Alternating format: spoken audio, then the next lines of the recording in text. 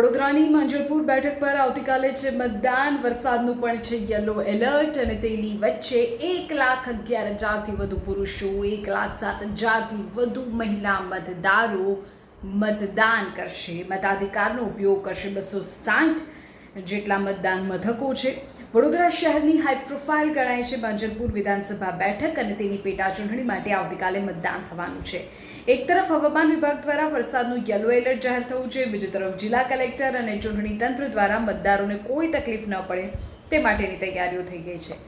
આ મતદાનના મુખ્ય આંકડા પર અને વ્યવસ્થા પર નજર કરીએ તો આ બેઠક પર કુલ 2,19,000થી વધુ મતદારો છે.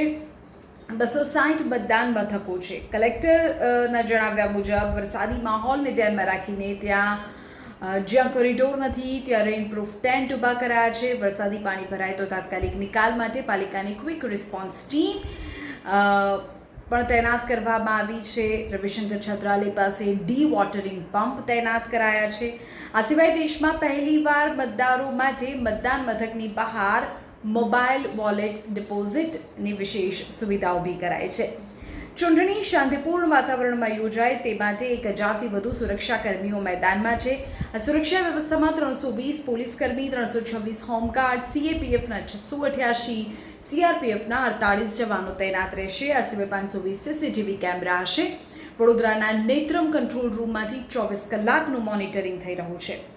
આ બેઠકને લઈને જો રાજકારણની વાત કરીએ તો ભાજપના ઉમેદવાર સતીશ પટેલ માટે 1 લાખથી વધુની ઐતિહાસિક લીડ મેળવવા માટે મુખ્યપ્રધાન, નાયબ મુખ્યપ્રધાન, કેબિનેટ મંત્રીઓ સહિત સંગઠનની આખી ટીમ, સમાજ મંડળો, ઉદ્યોગપતિઓ બધા સાથે બેઠકો કરીને જોર લગાવ્યું છે.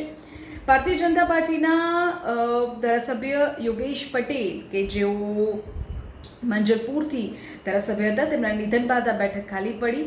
યોગેશ પટેલે માંજલપુરને ડાર્ક ઝોનમાંથી મુક્તિ અપાવી કરેલા વિકાસના કામોના આધારે તેઓ જનાદેશ માંગી રહ્યા છે. તો કોંગ્રેસ તરફથી ઉમેદવાર ભીખાભાઈ રબારી છે કે જેઓ વિશ્વામિત્રી નદીના પૂર, પાણી ભરાવાની સમસ્યા આ બધાને આગળ ધરી રહ્યા છે અને જનતા પાસે મત માંગી રહ્યા છે.